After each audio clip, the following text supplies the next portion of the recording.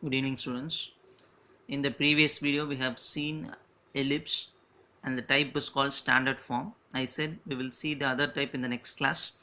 Now we will see type 2 ellipse, which is called non-standard form. You just compare the previous diagram and this diagram, you will understand the difference. There the ellipse looks like horizontal ellipse. Here the ellipse look like vertical ellipse. So vertical ellipse is called what type? Non-standard form. As usual, if you see the diagram, these are all the markings that we have seen already. C means center, F1 means focus 1, F2 means focus 2, A is one vertex, A dash is another vertex, A dash is called a major axis, B dash is called minor axis. Like that we have seen in the previous class. Here we are going to again see formulas related with non-standard ellipse, out of which the first one is equation x minus h whole square by b square, see this properly, b square is coming first, plus y minus k whole square by a square is equal to 1, where a square is always greater than b square. This number is more than this number. If you see the previous equation, a square will be present here and b square will be present there. So that is the only difference between the previous type and this type. By simply seeing the equation itself, we can say which type ellipse it is. For example, we will see this example. Suppose an equation is like this: x minus h whole square by 25 plus y minus k whole square by 100 equal to 1. If an equation looks like this, immediately I'll say this is the greater number, therefore it should be taken as a square. The lesser number should be taken as b square. Since small value comes first and the bigger value comes second, is it right? Small value comes first and the biggest, or otherwise we can even say like this: smaller value comes behind x, bigger value comes behind y. That is, under y bigger value is present, under x smaller value is present. If this is the case, this is called non-standard form. This is called non-standard form.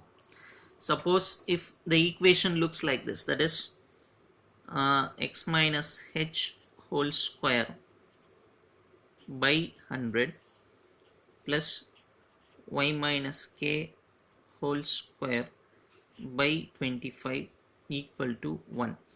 If equation is like this, then I have to say this is called standard form. Why? Because more value, that is greater value, lies below x, small value lies below y.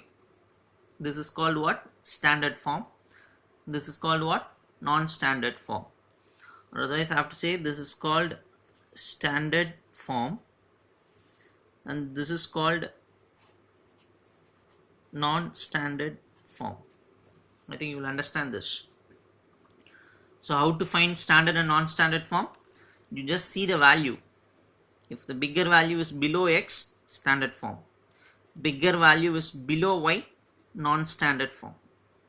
Now if you see this equation tells us bigger value is below y, smaller value is below x, therefore this is non-standard form. So when you are asked to write the equation of non-standard form, how you have to write? X minus h whole square by b square plus y minus k whole square by a square equal to 1. Smaller value comes behind x, bigger value comes behind y, under y. So equation is this. Center, same formula, h comma k. Vertices, if you see a and a dash are vertex, what is center? H comma k. If you see y value increases from center, if you see a, y value is increasing, right?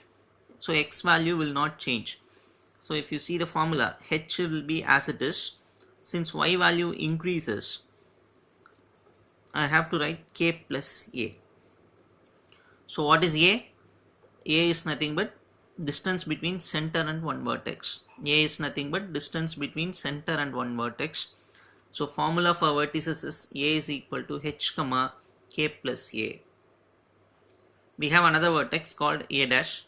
This is given by the formula H comma K minus A because the value comes down x-axis. Since the value lies below the value lies below y-axis, we are putting minus sign here. H comma K minus A. So these are all the two formulas for vertices A and A dash. Then we will see what is focus formula. Why we are writing 4C? 4C is nothing but plural form of focus. So F1, where is F1? Here, above y-axis. So what will be the formula? Already H is present here. Some distance, I have already told in the previous class, the distance between center and focus is given by small c. So what is this point? H plus C, H comma K plus C, because y value only gets increased. So if you see the formula, H comma K plus C. Similarly, we have another focus, F2 here, that lies below y-axis. So from center, how to write this formula? X value is H, it will not change. Y value will change since the distance is in the negative side of y-axis. I should write H comma K minus A. K minus C. H comma K minus C. So focus 1, H comma K plus C. Focus 2, H comma K minus C. What is C? C is nothing but distance between center and focus. Again, here A dash is called major axis. This is called major axis. A dash is called major axis. So for non-standard form, major axis lies along y-axis. For non-standard form, major axis lies along y-axis. B dash is called minor axis. This B and B dash is called minor axis. If you see the previous ellipse, major axis will be in the x-axis, A dash. Here A dash is along y-axis. This is called non-standard form. B dash is called minor axis. Here major axis is parallel to y-axis. This is called major axis. Definitely this is parallel to y-axis. Again, formula connecting A, B and C, it is same. C square is equal to A square minus B square. So try to understand the difference between standard form of ellipse and non-standard form of ellipse. Standard form of ellipse means ellipse will lie horizontally. Non-standard form of ellipse means ellipse will lie vertically. How to understand whether it is standard form or non-standard form? By seeing the equation. See this example. If this is the equation, since bigger value lies below y, I should say this is non-standard form.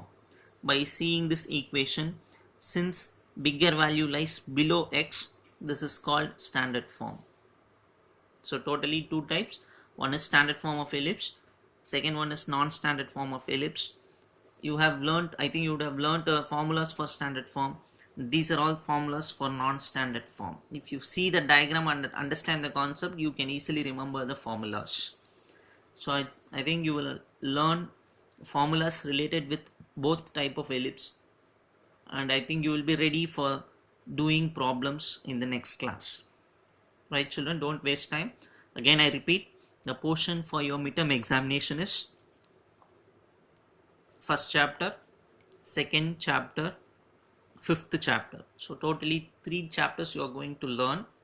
Start your learning process now itself.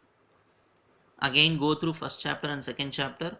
Now fifth chapter, when I send videos daily, sit on that particular day itself and prepare those problems on that day itself. Write and practice so that when exam comes, you need not get panic. You can easily get good marks.